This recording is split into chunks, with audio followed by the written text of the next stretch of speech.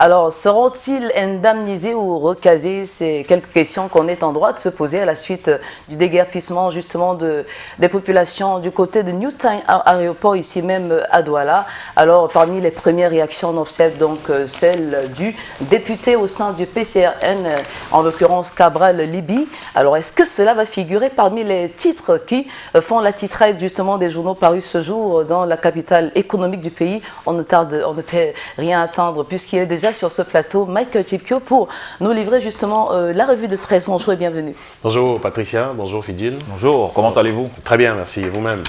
Ah bah ça va, hein, on est là. Bonjour à tous ceux qui nous regardent ce matin. Okay. Alors, qu'est-ce que les journaux nous disent ce matin? Eh bien, on commence la revue de ce matin avec la nouvelle expression qui nous donne des nouvelles de ces casses massives enregistrées à Douala, la métropole économique du Cameroun, au quartier Newtown Aéroport précisément. Plus d'1 millier de personnes déguerpies autour de l'aéroport international de Douala. L'initiative prise par les responsables de la ville de Douala effectivement a eu lieu samedi au petit matin. Ils ont eu le réveil difficile, les habitants de cette localité, et le journal y voit un risque de trouble à l'ordre public en parlant de plus de 564 habitants de Newtown Aéroport qui lancent une pétition et s'insurgent contre la deuxième vague des démolitions des populations des quartiers Newtown Aéroport 1, 2, 3, 4, 5. Ils dénoncent la décision préfectorale visant à déguerpir ces derniers. Ils sont nombreux qui brandissent d'ailleurs des documents qui font croire qu'ils possèdent des papiers et des documents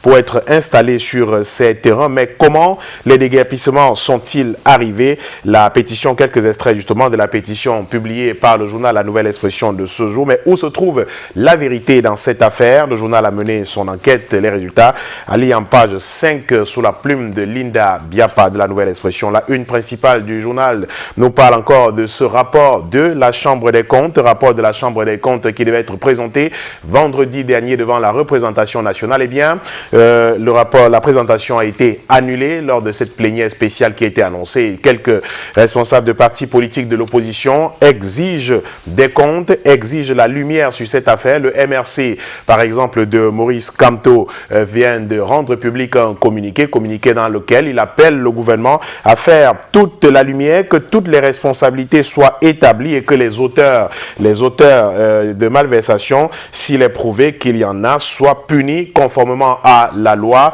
Le journal donne également la parole à Jean-Michel Nietzsche au sujet de cette non-présentation du rapport de la Chambre des comptes. Pour lui, absolument rien ne justifie la déprogrammation de la présentation du rapport de la gestion du Fonds de solidarité nationale par la Chambre des comptes. Le président de l'Assemblée nationale doit s'expliquer sur ce que Jean-Michel Nietzsche appelle un scandale d'État qui a pour conséquence de ternir gravement l'image de cette institution et de ceux qui la dirigent, écrit donc le journal La Nouvelle Expression paru ce lundi. L'Indépendant, toujours dans les méandres de ce rapport, nous apprend que l'affaire est donc classée après la programmation ou alors la présentation ratée de vendredi dernier. L'affaire est totalement classée. Eh bien, il faut circuler, il ne faut plus s'attendre à rien. Il n'y aura plus de rapport de cette Chambre des comptes. Des pressions multiples ont finalement eu raison des responsables de l'Assemblée nationale du Cameroun. Et face à ces multiples pressions, le projet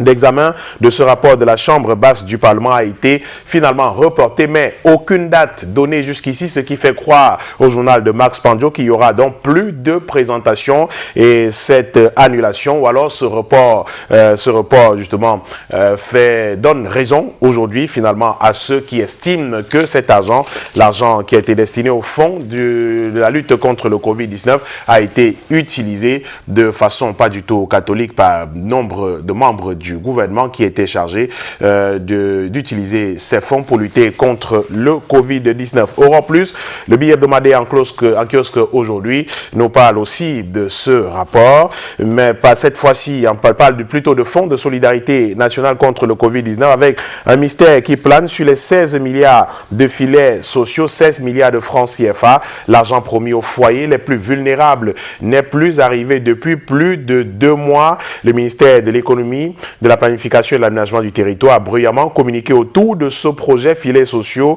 doté d'une enveloppe de 16 milliards de francs CFA et destiné à 80 000 bénéficiaires en février, mars et par voie de SMS. Les futurs bénéficiaires étaient invités à se faire enregistrer dans les collectivités territoriales décentralisées, mairies de leur zone. L'opération destinée à soulager les couches les plus précaires s'est arrêtée brusquement. Cet engagement des pouvoirs publics, signale le journal Europe Plus, a connu une première concrétisation après le 20 avril, lorsque plusieurs heureux élus reçurent les virements inauguraux des 10 fonds, mais leur soulagement sera de courte durée puisque plus rien n'est arrivé depuis lors et les plaintes n'ont pas tardé à fuser dans les rangs des ménages en détresse économique parmi les plus précaires du pays et qui avaient déjà tablé sur ces modestes ressources pour soulager leurs besoins existentiels. Mais où est donc passé l'argent? Pourquoi depuis lors l'argent n'a plus été remis à ces personnes? Le journal tire la sonnette d'alarme et parle d'un devoir de transparence de la part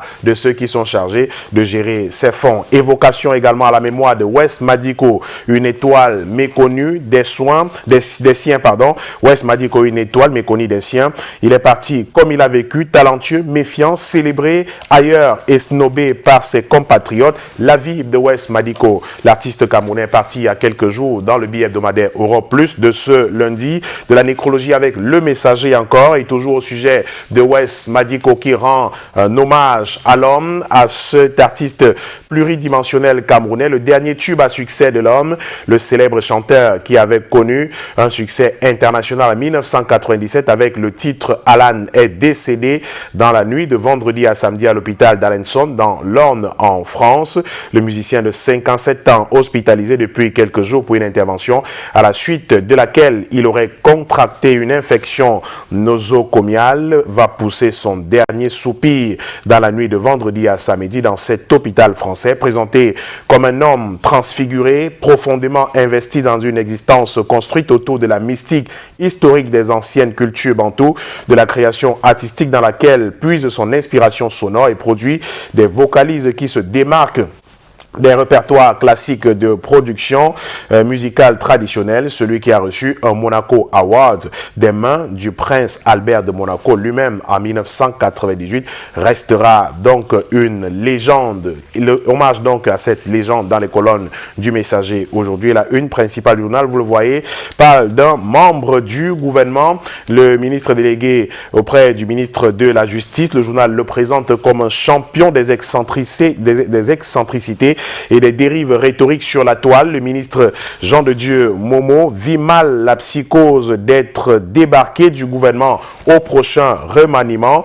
Et on se demandait, écrit encore le journal, jusqu'où ira celui qui est délégué auprès du ministre de la Justice, garde des Sceaux, dans sa partition dissonante au sein de l'orchestre Joseph Diongouté. L'affaire Martin Kamumim s'en est chargée. Rétropédalage d'un homme qui, à coup de soutien sur les réseaux sociaux depuis le déclenchement de cette affaire, vient donc de se rétracter, visiblement rappelé à l'ordre par le gouvernement.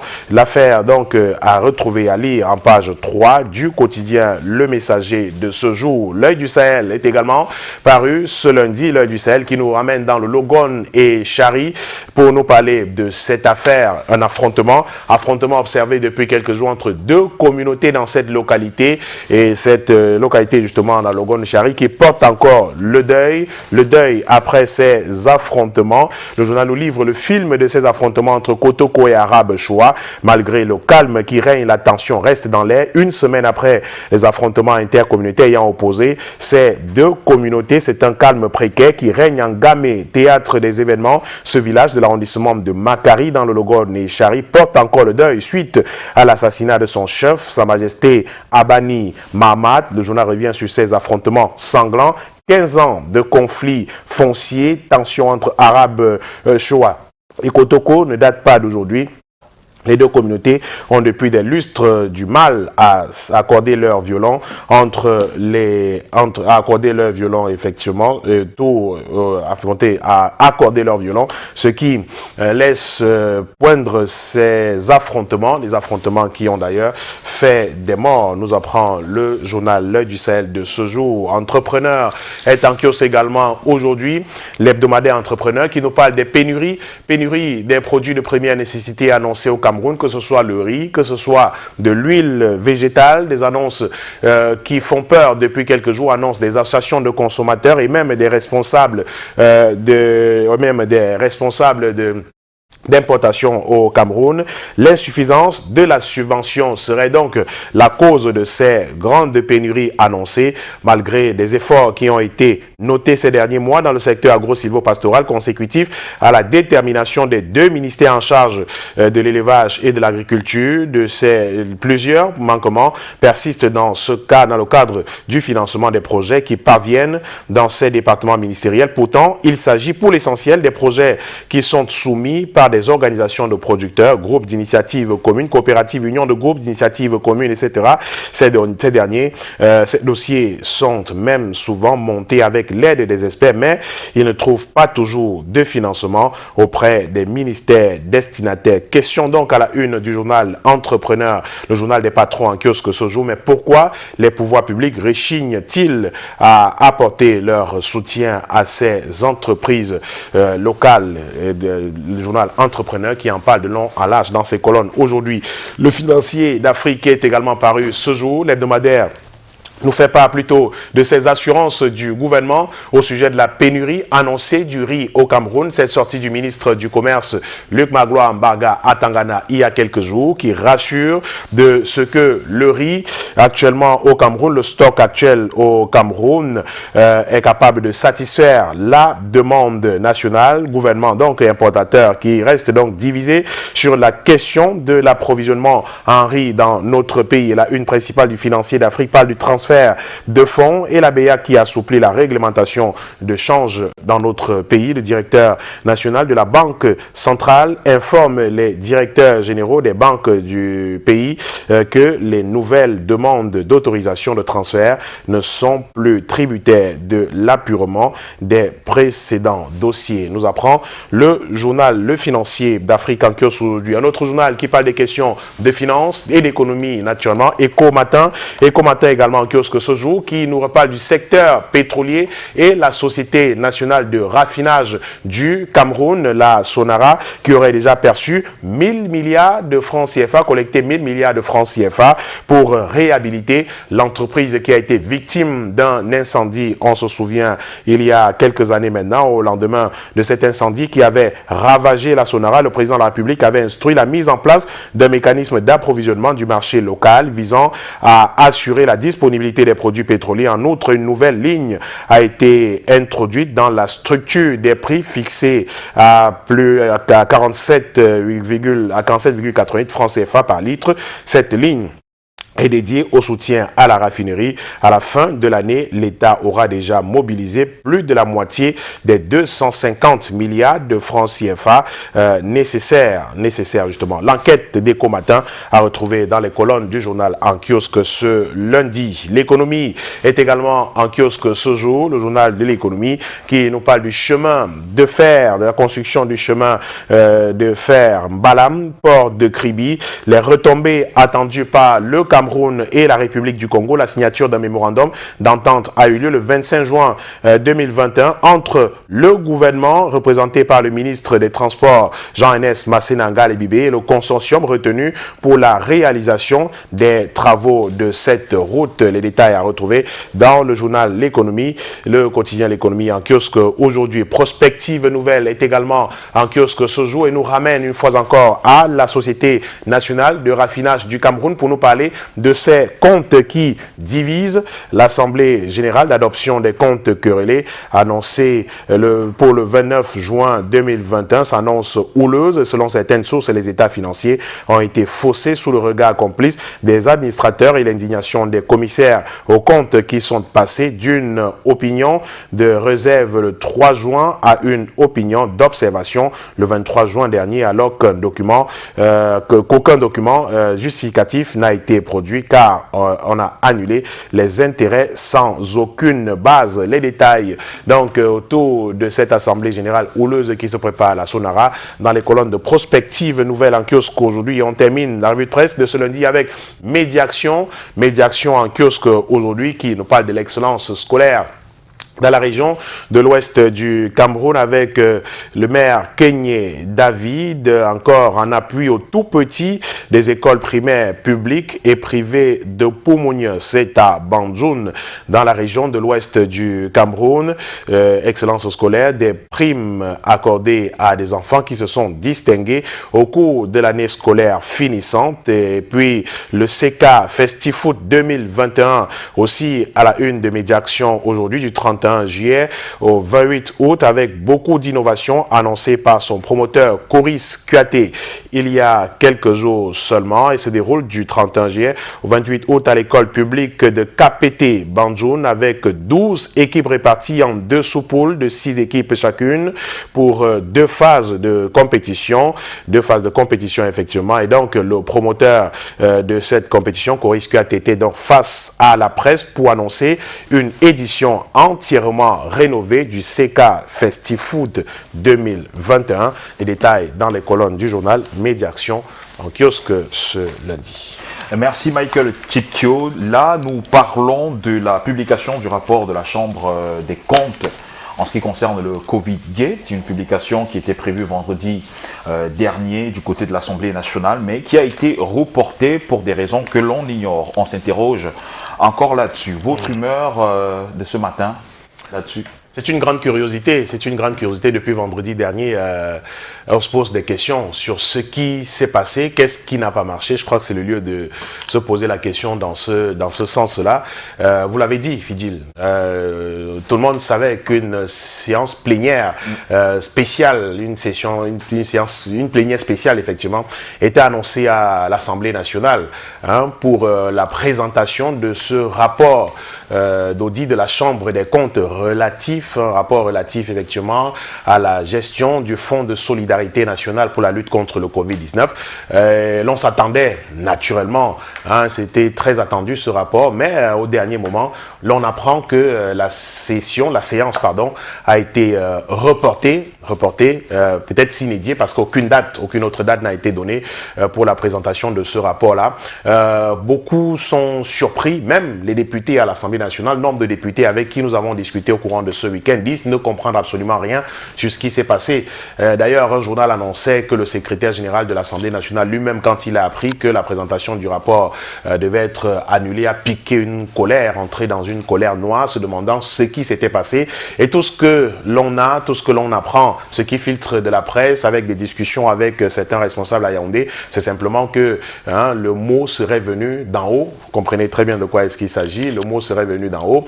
Eh bien, la présentation du rapport a été annulée. Et on se pose la question réelle aujourd'hui. Personne ne peut répondre avec exactitude sur qu'est-ce qui s'est passé. Pourquoi a-t-on annulé cette séance de présentation de ce rapport qui était très attendu parce que beaucoup de gens veulent comprendre ce qui s'est passé dans la gestion de ces 180 milliards de francs CFA du Fonds de solidarité nationale. Mais qu'au dernier moment, l'on annule la présentation du rapport de la sorte.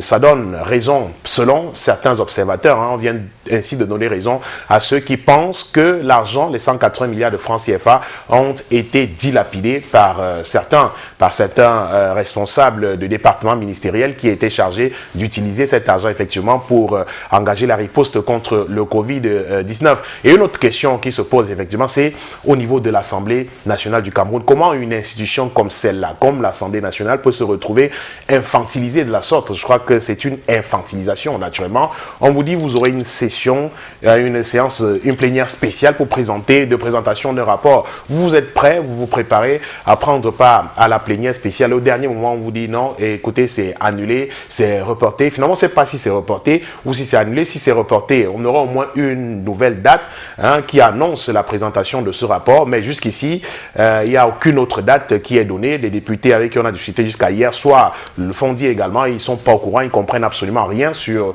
ce qui s'est passé. Donc là, on attend tout simplement de savoir, mais une autre source fait état de ce que le rapport en lui-même a été transmis au président de la République. Bon, le chef de l'État, lui, a peut-être reçu déjà le rapport, mais qui devait être présenté de façon officielle. Les députés sont les représentants du peuple, donc le rapport devait être présenté au peuple, et il est différent, et ça il faut le noter, de ce rapport d'étape, le rapport de synthèse qui a été diffusé dans les réseaux sociaux de partout, ce rapport de synthèse de 23 pages, où on on accablait 2 membres du gouvernement sur plus de 23 membres du gouvernement qui sont concernés par la gestion des fonds Covid. Maintenant, le rapport entier qui serait d'environ 300 pages et qui devait être destiné une fois encore au public puisqu'il devait être présenté devant la représentation nationale semble se cacher. Aujourd'hui, on ne comprend plus vraiment pourquoi on annonce la présentation et puis après on reporte ou on annule. Finalement, on ne sait plus quel est le terme qu'il faut utiliser pour ça. Bon, on continue d'attendre. On attend tout simplement en espérant que le rapport en question sera rendu public et que chaque Camerounais, chaque citoyen aura l'occasion de le lire et de se faire sa propre idée au sujet de ces nombreux détournements dont on parle. Mais cela n'arrête pas l'action en justice. On le sait, nombre de membres du gouvernement ont été entendus au tribunal criminel spécial il y a quelques semaines encore, toujours au sujet de ce rapport. Peut-être que la publication en elle-même va accélérer, sait-on jamais, cette action qui a été engagée au niveau des tribunaux pour faire la lumière autour de la gestion de ces fonds de solidarité nationale destinés à la lutte contre le Covid-19. Merci beaucoup, Michael. On espère vivement qu'une date soit arrêtée justement pour la présentation de ce rapport avant la fin de la session parlementaire. C'est clair quand même que ces jours-ci, il y a eu beaucoup d'autres actualités qui ont fait les choux gras de la presse nationale, mais ça reste un fait d'actualité majeur. Alors pour ressortir, Michael, rappelons que le prochain rendez-vous c'est demain, il sera exactement 7h, 1h, 2 mois en temps universel. On est dans le couloir Ma chanson du cœur, vous connaissez toutes les vertus de la musique. Donc on fait un petit back in time, justement, on est dans l'écurie du grand maître, le grand Rabarabi. On retrouve donc Xavier Lagaffe, le titre voilà, et Filingue Hiroshima, les raisons du cœur. Je vais choisir les raisons du cœur de Filingue Hiroshima. D'accord, pour quelle raison? Super, ça vous ravive pas mal de souvenirs. Ouais, c'est une chanson que j'ai aimé écouter, que j'aime tout simplement à cause de ses paroles et tout, de paroles profondes qui sont intéressantes et qui sont... La chanson est tout simplement belle à écouter. Et on va louer justement votre sens du professionnalisme parce que malgré les circonstances assez particulières, vous n'avez pas dérogé à votre devoir d'informer, voilà, on va dire nos téléspectateurs, vraiment vivement, soyez-en remerciés. Merci. Excellente journée. Merci, et encore Patricia. nos Très bonne condoléances. journée à vous également. Merci. Merci beaucoup. Et puis, vous savez ce qu'il vous reste à faire, mesdames et messieurs, allez dans les différents kiosques pour avoir la quintessence de toutes les informations parues dans les journaux. Ce matin, nous sommes le 28 juin 2021. À suivre dans ce programme, lorsqu'il sera 8h, ce sera donc l'essentiel de l'information sportive. Mais avant, nous allons partager avec vous les différents événements qui ont marqué l'histoire du monde un 28 juin. Mais avant, mesdames et messieurs, la pub.